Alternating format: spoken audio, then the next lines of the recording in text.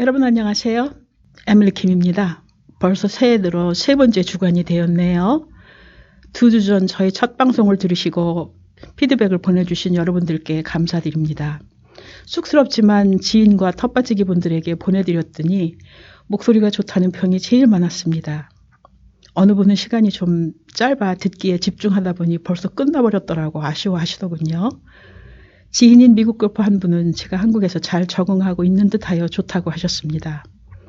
특히 심쿵와이란 분이 첫 댓글을 영어로 써주시어 매우 인상적이었습니다.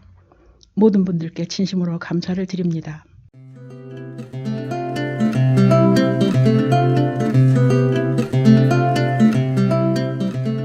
오늘은 텃밭 가꾸기의 기본인 흙 고르기 및 밑거름 주기에 대한 제 개인적인 이야기를 나눠보려고 합니다. 저는 친환경 채소 재배를 배우려고 매년 조금씩 다르게 접근하며 계속 실험 중에 있습니다. 2021년은 텃밭 가꾸기 첫 해로 일산시가 후원해 주신 주말 행복 텃밭에서 농업기술개발처의 여러 가지 지원을 받으며 농사를 시작했습니다. 3월 경운기로 흙을 잘 고르고 퇴비까지 살포해 놓은 비옥한 땅을 분양받아 시작부터 모든 것이 순조로웠습니다. 검은 초콜릿색 흙이라서 굳이 퇴비를 더 사용할 필요가 없다는 관리사님의 조언에 따라 삽으로 흙을 파서 뒤집으며 돌멩이를 골라내는 일부터 시작했습니다. 두 발로 땅을 딛고 장갑 낀 두 손으로 흙을 주무르고 있으니 여기가 내 고향이라는 일종의 희열감이 갑자기 생겼습니다. 5평의 밭에 5개의 두둑을 만들어 물이 잘 빠지도록 만든 후 준비된 EM 용액을 뿌려 채소 재배 준비를 끝냈습니다. 참고로 EM 용액은 효모, 유산균 등 유익한 미생물 수십 종을 섞어 배양한 발효액으로 친환경 농사는 물론 여러 가지 환경과 건강에 유용하게 사용되고 있습니다. 이 용액은 흙 속에서 미생물들의 활동을 강화시키고 작물들이 뿌리를 내려 영양분을 보충하도록 돕는 유익한 발효액입니다. 두 번째 해에는 텃밭 가장자리에 위치한 땅을 스스로 관리하며 1년 내내 계속 재배할 수 있다는 조건 하에 분양을 받았습니다. 3월 말 밭에 가보니 흙 고르기가 되어 있지 않았고 기름기도 없어 보이는 척박한 땅이었습니다. 막상 일을 시작해보니 흙이 단단하게 굳어져 있어 삽질이 그리 쉽지 않았습니다. 심지어 개미와 개미집도 여기저기 보였습니다. 걱정이 되어 인터넷 서치를 하였더니 붕잣가루로 흙을 소독해야 한다더군요. 텃밭 농사를 위해서 흙도 소독해야 하는구나 이런 사실을 처음 알게 되었습니다. 소독 후 3일이 지나 2차 흙 뒤집기를 할 때 자잘한 돌멩이들이 많이 나왔습니다. 구입한 퇴비 세포를 뿌리고 잘 섞어주었지만 땅은 여전히 척박해 보였습니다. 뭔가 찜찜하다는 생각이 들며 장소를 바꾼 것이 많이 후회되었지요. 마치 증명이라도 하려는 듯 그해 저의 봄농사는 폭망이었습니다. 모종들이 자라는 동안 많은 봄비가 왔고 줄기가 무름병으로 고추대가 물러지고 시들어갔고 심지어 브로콜리는 구린내까지 풍기며 썩어 하나씩 둘씩 뽑아 버려야 했습니다. 내년에는 그만두어야 할 것 같아 매우 속상해지더군요. 심어둔 씨앗들도 한참 후에야 겨우 싹이 트며 저를 애타게 했습니다. 뒤늦게 싹이 난 그린빈 줄기와 잎은 초기부터 진드기와 개미에게 포위당하여 하나 둘씩 말라 죽어갔습니다. 그의 그린빈 씨앗을 세 번이나 심었지만 기대에 전혀 못 미쳤습니다. 거친 이 땅을 선택하지 말았어야 하는데 다시 후회를 해봤지만 이미 늦었지요. 한 유튜버가 조언하기를 좋은 땅을 만드는 것은 가을부터 시작해야 한다는 말에 귀가 번쩍 뛰었습니다.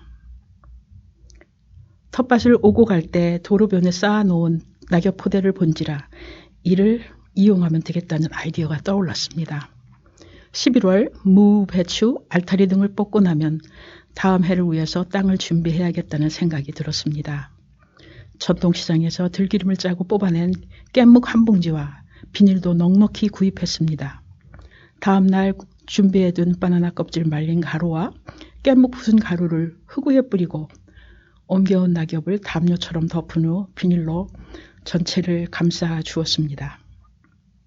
그해 여름을 나고 세 번째 해인 2023년 3월 중순 텃밭에 가보니 주변에 벌써 돌나물과 쑥 들풀들이 파랗게 올라오고 있었습니다. 호기심 어린 마음으로 비닐을 걷고 3분의 1쯤 부패된 낙엽을 갈퀴로 긁어내었습니다.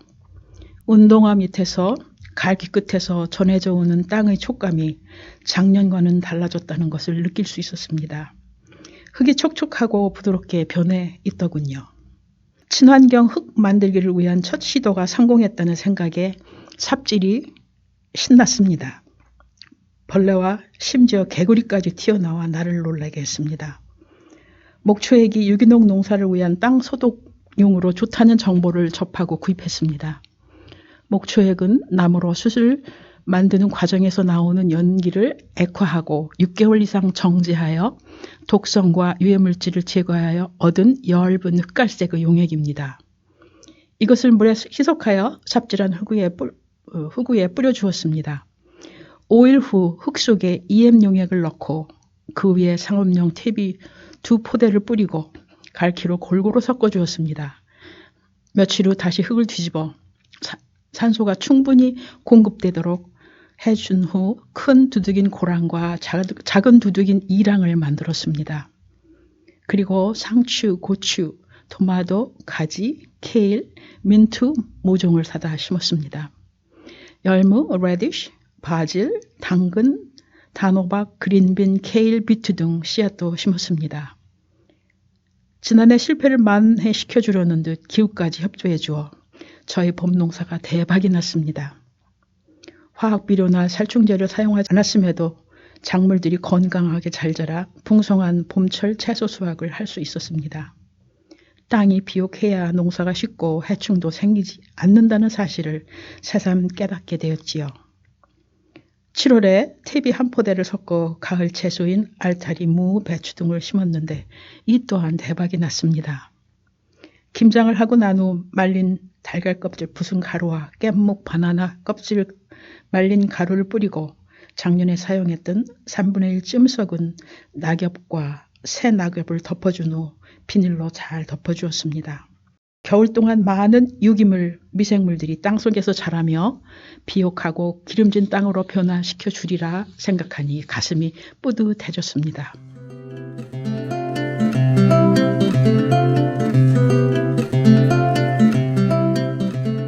첫 해 텃밭 가꾸기는 코로나 바이러스로 집콕해야 하는 나에게 더할 나위 없이 좋은 소울거리였습니다.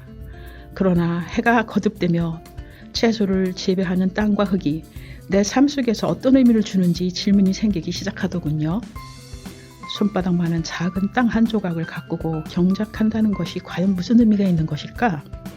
단순히 코로나 유행병으로 생긴 무료한 시간을 때우려는 것인가? 화학비료와 살충제를 덜 사용한 건강한 채소를 얻기 위해 돈과 시간, 에너지, 땀을 흘리는 것인가? 텃밭에 나와 따스한 햇볕을 받으며 몸을 움직여 건강을 유지하기 위함인가? 등등. 여러 가지 질문과 답이 떠오를 때마다 나름 다 좋은 일이라 생각해 봤죠. 그런데 많은 질문 중 하나가 나의 머릿속에서 떠나지 않았습니다.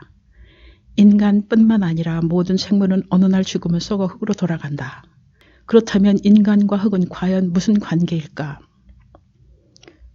과학자들이 분석하길 우리 몸은 산소, 탄소, 수소, 질소, 인, 칼륨, 질염소와 나트륨, 마그네슘, 황, 칼슘, 미량의 철, 요드 등 13가지 요소로 구성되어 있다고 합니다. 놀랍게도 흙의 구성 요소도 산소, 탄소, 수소, 질소, 인, 칼슘, 마그네슘, 철 외에 10여 종으로 비슷하게 이루어졌다고 말합니다. 성경은 태초에 하나님께서 인간을 흙으로 빚으시고 생명을 불어넣어 창조하셨다고 기록하고 있습니다. 여기서 생기는 곧 생명이자 에너지이고 영을 의미한다 생각합니다. 살아있는 에너지인 영을 소유한 바로 우리 인간입니다. 육신에서 생명이 떠나 에너지가 사라지고 영이 없어지면 곧 죽음을 의미합니다. 생명이 떠난 인간의 육신은 부패하기 시작하여 결국 흙으로 돌아갑니다. 이것은 아무도 피할 수 없는 진리이자 사실이지요. 그런데 이 흙으로 농사를 짓는 거지요. 흙 속에서 새로운 생명이 시작되고 영양분을 얻어 우리가 먹는 채소와 과일을 길러낸다. 이러한 자연의 순환 과정이 끊임없이 돌고 돌아 인류 전체를 먹여 살려왔고 지금도 80억이라는 인류를 먹여 살리고 있다. 내가 채소를 재배하면 이 아이들은 흙의 생기를 먹고 잘 자라 기꺼이 그리고 맛있게 나에게 생명을 내어준다. 난 채소들의 생명을 먹으며 하루하루 내 생명을 유지하며 살아간다. 이런 생각을 하게 되자 참으로 오묘한 느낌이 들기 시작했습니다. 그리고 나도 언젠가 흙으로 돌아가고 또 다른 생명을 키워내는 성분이 되는 자연의 순환 과정 속에 있음을 깨닫게 해 주었습니다. 우리가 서로를 먹이고 살리는 신비한 생명의 순환 과정 속에 있는 자연의 일부라는 것 놀랍지 않은가요? 그런데 인간의 욕심이 대량 생산으로 이윤을 추구하게 되며 땅을 마구 착취하게 되었습니다. 부족한 흙 속의 영양분을 화학비료로 채우고 무자비하게 자연의 순환 과정을 배신하며 공장에서 죽은 음식을 만들어내어 시장에 내다 팔면 우리는 그것들을 사다 먹는 것이 현대의 먹거리 체계입니다. 지구 환경운동가들은 지구가 병들어 죽어간다고 아우성입니다. 그 죽어가는 흙을 비료로 연명시켜 키워내는 채소와 과일을 먹는 우리의 건강이 위협받는 것은 당연하겠지요. 여기까지 생각이 미치니 지구를 원래로 살리는 일이 시급해졌습니다.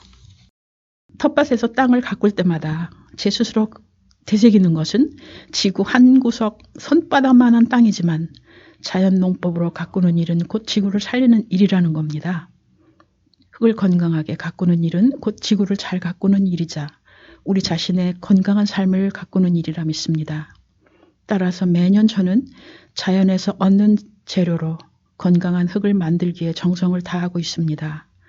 첫째 해에는 상업용 퇴비와 화학비료를, 둘째 해에는 상업용 퇴비와 유기농 복합비료를, 세 번째부터는 상업용 퇴비와 더불어 잡초를 모아 고랑에서 썩히고 음식물 찌꺼기는 플라스틱 통 안에서 발효시키고 낙엽은 비닐포대에 넣어 여름 내 썩힌 후 흙과 섞어 친환경 흙을 만들려고 노력을 합니다.